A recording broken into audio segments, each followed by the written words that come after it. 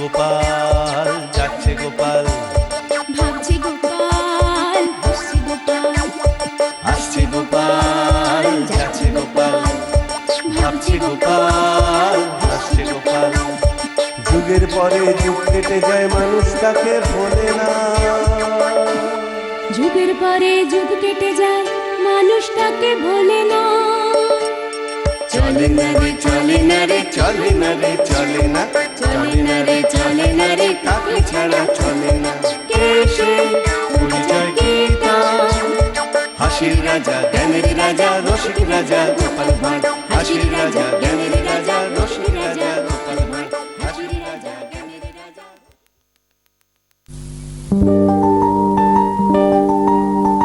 দেখ দেখ, মা দুর্গার মুখটা কি সুন্দর হয়েছে। বড় বড় টানা টানা চোখ। টানা চোখ, টানা চোখ কি করে বুঝলি? এখনো তো রঙই পড়েনি। রং না পড়লেও ও ঠিক বোঝা যায়। বলতে পারিস রং পড়লে আরো উজ্জ্বল হয়ে ওঠে। আমার কিন্তু বাবা অসুরকেই পছন্দ। অসুরকে পছন্দ কেন? ওটা তো বদমাইশ। তবু আমার অসুরকেই পছন্দ। হাতে পায়ে কেমন শক্ত লোহার মতো বেশি। আরে অসুর না থাকলে মা দুর্গা কার সাথে লড়াই করতো? আর লড়াই না হলে দুঃখ পূজাটাই হতো না। আরে তা যা বলেছিস উল্টে, অসুর না থাকলে যুদ্ধ হতো না, আর যুদ্ধ না হলে পুজোটাই জমতো না। যেমন আমাদের রাজপণ্ডিত আর মন্ত্রী, ও দুটো না থাকলে আমারও কি জমতো? আরে ওরা আছে বলেই তো এত মজা জমে আমার। তা ট্যাপা বাবু, তোমার কাকে ভালো লাগে? আমার আমার ভালো লাগে তোমার মতো পেট মোটা গণেশ দাদাকে। আরে বলিস কি রে? আমার পেট গণেশের মতো মোটা বলে কিনা খাওয়া দাওয়া কমিয়ে দিয়ে কতখানি ভুঁড়ি আমি কমিয়ে ফেলেছি। এটা কিন্তু ঠিক বললেন না গোপাল ঠাকুর। গতবারে যা দেখেছিলুম, এবারে মনে হচ্ছে তার থেকেও আপনার ভুঁড়ি খানিক বেড়েছে, বই কমেনি। কি ব্যাপার কুমোর? অতগুলো টাকা অগ্রিম বায়না দিয়ে তোমায় এখানে এনেছি কি এই গোপাল ভাঁড়ের সাথে গল্প মারার জন্যে? না মন্ত্রী মশাই, গপ্প তো করছি না, ওই কাজের ফাঁকে ফাঁকে টুকটাক দু একটা কথা আর কি। তর্ক করো না কুমোর, তর্ক করো না। মুখে মুখে তর্ক করা আমি পছন্দ করি না। ওর বাঁচি, তুমি জানো না কথা বলার সময় মুখ দিয়ে থুতু ছিটকয়? ওই থুতু প্রতিমার গায়ে গিয়ে পড়লে কি মহাপাপ হবে তুমি বোঝো না? কাকি আর এসব শেখাচ্ছেন? ওর না আছে বিদ্যা, না আছে শাস্ত্র জ্ঞান। সামান্য কুমোর ভিন্ন আর তো কিছু নয়। তা যা বলেছেন, ওর না আছে বিদ্যা, না আছে শাস্ত্র জ্ঞান, কিন্তু এই কথা তো মানবেন যে ওর হাতে যে জাদু আছে, যে জাদুর জোরে কাদার তাল ধীরে ধীরে প্রতিমা হয়ে ওঠে। এই তুমি থামো তো বেটা গোপাল ভাঁড়। যাতে নাপতে শুধু মহারাজের লাই পেয়ে পেয়ে যাতে উঠে গেছো বলে কি ভাবছো? তুমি যা বলবে তা আমরা মাথা পেতে নেবো? যতই নেব না করে পড়াই করুন না কেন, প্রায় সর্বসময়ে মেনে তো নিতেই হয়। আর প্রতিমার গায়ে থুতু পড়ার কথা বলে বেচারা কুমোরকে যতই ধমক দিন না কেন, মনে মনে তো জানেন প্রাণ প্রতিষ্ঠা না হওয়া পর্যন্ত ওটা কেবল একটা মাটির পুতুল মাত্র। চুপ করো, আমাকে জ্ঞান দিতে এসো না বেটা বেয়াদব। দেখুন রাজপণ্ডিত, আপনি কিন্তু আজকাল যখন তখন আমায় বেয়াদব বলে অপমান করতে শুরু করেছেন। কদিন আগে যোগ্য স্থানে বেয়াদব বলেছিলেন, হেসে উড়িয়ে দিয়েছিলাম। আজকে কিন্তু আবার এই ছোটদের সামনেও বললেন। বেশ করেছি বলেছি বেটা বুদ্ধি ঠিকই। কি করবি তুই আমার? একদিন আইসান হুড়কো দেব না যে কেঁদে কুল পাবেন না। এই সব চলে আয়।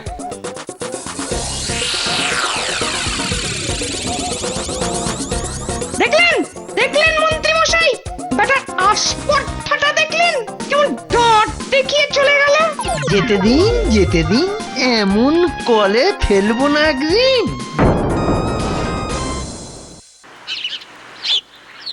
পণ্ডিত মশাই তোমায় বেয়াদব বললো, তুমি কিছু করবে না? ইচ্ছা করছে না ওই গুলতি দিয়ে গুলিয়ে মেরে ওর টাকটাই ফাটিয়ে দিতে। দাঁড়ান, এসব মারামারির কাজ নাই বুঝলি। তবে হুড়কো যখন দেব বলেছি তখন ঠিক দেবই দেব। এই তোর আমার সঙ্গে থাকবি তো? থাকবো মানে কি করতে হবে শুধু সেটা বলো।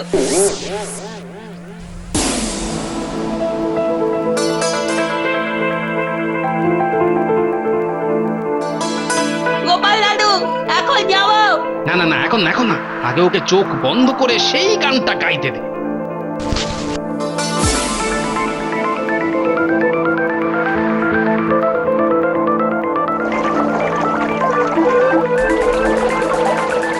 ওম জবাকুসুমং শঙ্কাশং কাশ্যপেয়ং মহাদূতিং ধন্তরিং সর্বপাপঘ্ন প্রণতহস্যি দিবাকরম। ওম জবাকুসুমং শঙ্কাশং কাশ্যপেয়ং মহাদূতিং ধান্তরিং সর্বপাপঘ্ন প্রাণোত্তহস্যি দিবাকরম। এবারে যা।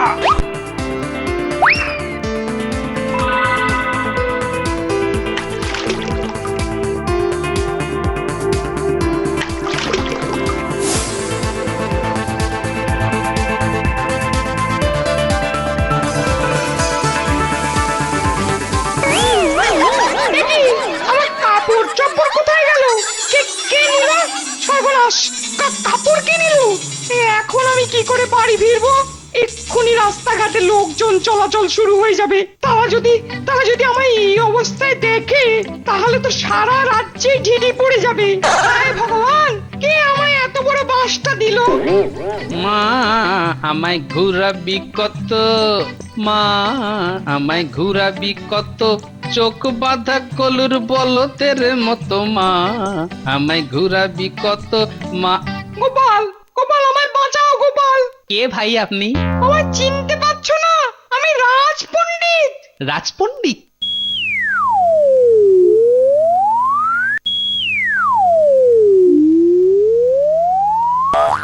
এ বাবা, আমি তো চিনতেই পারিনি আপনাকে। এই চকরা বকরা কিসব পরে, আরে আমি তো ভাবলাম হয় কোনো সাহেব নয় কোনো মাদারি দলের লোক। হঠাৎ এই পোশাক কেন? পুজোর সাজ নাকি? আর পুজোর সাজ কি বলবো, নদীর ধারে কাপড় চোপড় খুলে চান করতে নেমেছিলাম, জল থেকে উঠে দেখি কোন হতভাগা সব নিয়ে পালিয়ে গেছে। এ মা, ছি ছি ছি, এই অবস্থায় আপনাকে কেউ দেখতে পেলে তো একেবারে কেলেঙ্কারি কাণ্ড হবে। আরে এরপর কি আর কেউ আপনাকে রাজপণ্ডিত বলে মানতে চাইবে? কিছু একটা করো গোপাল, আমার লজ্জা মান এখন তুমিই একমাত্র বাঁচাতে পারবে। আহ, যা বললেন না, এই যেন কৃষ্ণের কাছে দ্রৌপদী কাপড় চাইছে। গোপাল, এখন মস্করার সময় নয়, আমার বড় বিপদ। ঠিক আছে ঠিক আছে, আমার সাথে একটা শুকনো কাপড় আছে, মানে চান করে পরনেরটা কেচে এটা পরবো ভেবেছিলাম। তা আপনি যখন বিপদে পড়েছেন তখন নিজের মান বাঁচাতে এটাই এখন পরিধান করুন। বাঁচালে গোপাল, দাও দাও দাও, তোমার ওই ধুতিখানাই দাও। দেবো, তবে একটা শর্তে। কি শর্ত? মনে আছে তো, আপনি আমায় দুবার প্রকাশ্যে বেয়াদব বলেছেন। আছে আছে আছে, সব মনে আছে, কিন্তু আমার এই চরম বিপদে সেসব তুমি ভুলে গিয়ে কাপড়খানা দাও, এক্ষুনি এক্ষুনি লোক চলাচল শুরু হয়ে যাবে। এসব শুকনো কথায় তো চিঁড়ে ভিজবে না। লজ্জার হাত থেকে বাঁচতে গেলে তো কিছু কষ্ট আপনাকে করতেই হবে। বলো বলো বলো, কি করতে হবে আমায়? বেশি কিছু নয়, বেশি কিছু নয়। জানেন তো, আমার বহুদিনের সাধ একদিন আপনার কাঁধে চড়বো। তুমি আমার কাঁধে উঠবে? সেটা কি করে সম্ভব? একে তুমি নাপিত, তাই আবার এত মোটা, তোমাকে কি করে আমি কাঁধে তুলতে পারি? তাহলে এই অবস্থাতেই থাকুন, এখানে দাঁড়িয়ে পাঁচজনে দেখুন আপনার এই প্রায় উলঙ্গ অবস্থা। আমি নদীতে ডুব দিতে চললুম। না, দাঁড়াও গোপাল, দাঁড়াও, এমন অবস্থায় আমায় ফেলে চলে যেও না, তোমার ধর্মে সইবে না। ধর্ম তো আপনার হাতে পণ্ডিত মশাই, আমি তো নাপিত। তা আপনি ভেবে দেখুন কি করবেন। আমার বাবু এক কথা, চললুম। থামো থামো থামো থামো গোপাল, আচ্ছা আচ্ছা আচ্ছা, তোমার প্রস্তাবে আমি রাজি। আমার কথা কিন্তু এখনো শেষ হয়নি। কাঁধে করে আমায় আমার বাড়ি পর্যন্ত পৌঁছে দিতে হবে, আর রাস্তায় থেমে গেলে আমি আপনার মাথায় গাট্টা মেরে বলবো, বেয়াদব। কি রাজি? বলুন বলুন বলুন, তাড়াতাড়ি বলুন, আমার আবার তাড়া আছে। গাড্ডায় পড়ে গেছি বলে তুমি এইভাবে প্রতিশোধ নিচ্ছ গোপাল? প্রতিশোধ নিচ্ছি না, প্রতিশোধ নিচ্ছি না, এই হলো আপনার কর্মফল। ব্রাহ্মণ আমাকে এভাবে হেনস্থা করলে ফল কিন্তু ভালো হবে না। এই দেখুন, বাজে কথা শোনার সময় কিন্তু আমার নেই। হ্যাঁ, আমি চললুম। আচ্ছা ঠিক আছে, আমি এতেও রাজি। তাহলে এই নিন কাপড়। হ্যাঁ, এবারে লক্ষ্মী ছেলের মতো ঘাড় পাতুন, আমি আপনার কাঁধে উঠি। বাপরে বাপ, কি ভারী! উফ, যেন যেন 100 মণ আলুর বস্তা। চল আমার ঘোড়া, থামলে পরে মাথার উপর পড়বে একটা গাট্টা। মনে রাখিস ঘোড়া, চল আমার ঘোড়া। হায় ভগবান, শেষ পর্যন্ত এই আমার কপালে ছিল।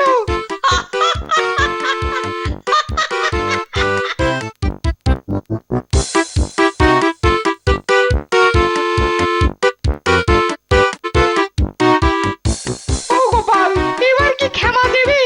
ওহ, হাবিয়ে গেছি, থামলেই কিন্তু গাট্টা। আর পাচ্ছি না। উফ, উড়ি বাবারে, উড়ি বাবারে, বেটা পেয়াদা, বাবারে।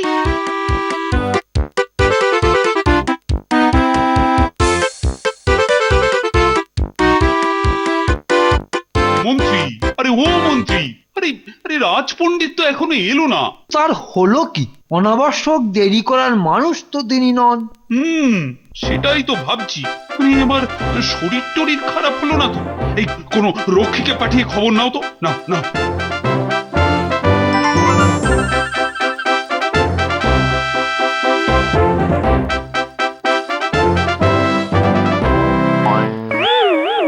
উড়ি বাবারে, বেটা পেয়াদা। বাবারে।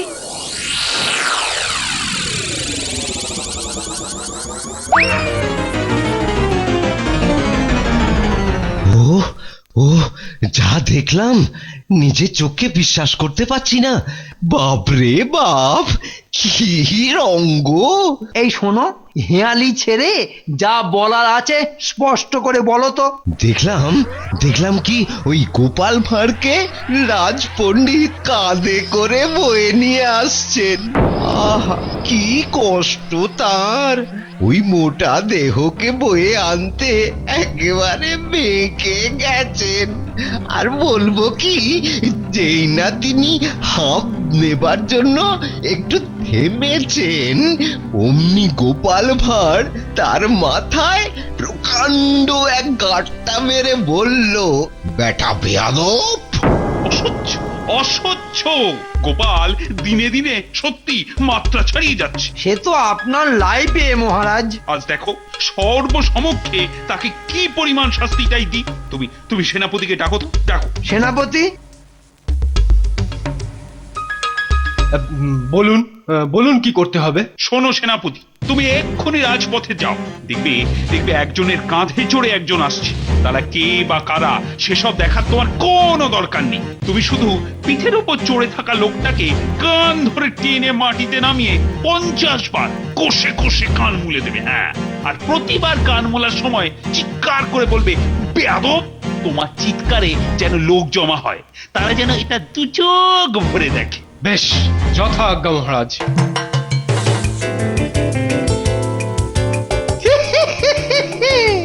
আজ দেখ গোপাল, তোর কি হয়। আমার মনস্কামনা আজ যেন পূর্ণ হয়। সেপাই দেখে গেছে, অনেকক্ষণ হয়েছে, এবার কিছু হওয়া উচিত, ব্যবস্থা করে ফেলি।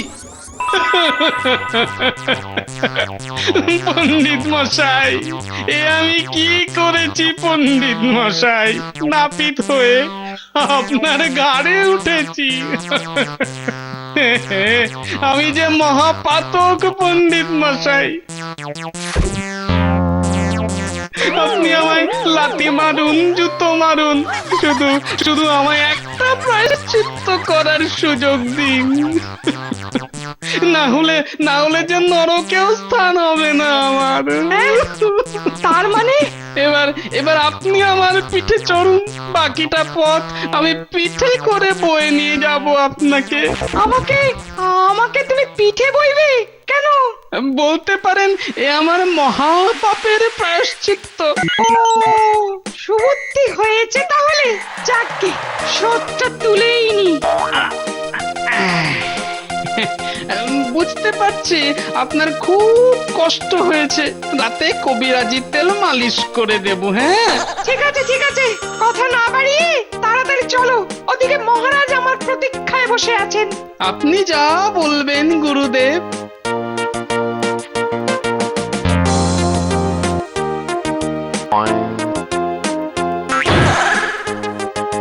হাঁ করে দেখছো কি? গুরু সেবা করছি, বুঝলে?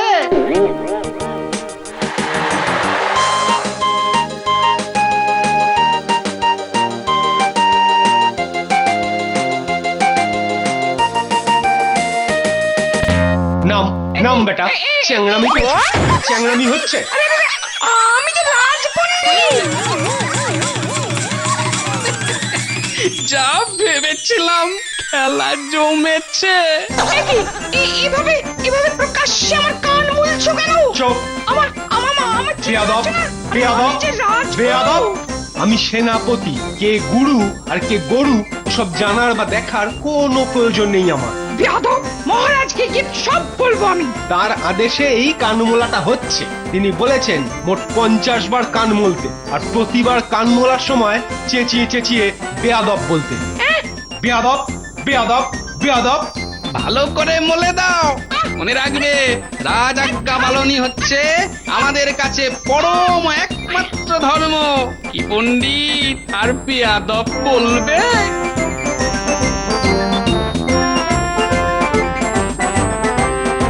আপনি এর বিচার করুন রাজামশাই, আমি গোপালের শাস্তি চাই। সত্যি গোপাল, আজ তুমি আমার সহ্যের সীমা ছাড়িয়ে গেছো। এমনকি আমি কি করব সেটা বুঝে সেনাপতিকে দিয়ে পর্যন্ত পণ্ডিতের কান মুলিয়েছো। মহারাজ, যুদ্ধে সবকিছুই নেয়। পণ্ডিত আমাকে বিনা কারণে বারবার সবার সামনে বেয়াদব বলেছে, নাপিত বলে অপমান করেছে। আমাকে তো তার শোধ নিতেই হতো মহারাজ। আর আপনার যদি মনে হয় এই জন্য আমাকে শাস্তি দেবেন, দিতে পারেন। আমি মাথা পেতে নেব মহারাজ। হ্যাঁ হ্যাঁ, শাস্তি দেব, কিন্তু তোমাকে নয়, পণ্ডিত শাস্তি পাবে তোমাকে অপমান করার জন্য। মহারাজ, ক্ষমা করুন আমাদের, আমি যথেষ্ট শাস্তি পেয়েছি, আর চাই না। আজ থেকে আর ওই বেয়াদব কথাটা মুখে উচ্চারণও করবো না।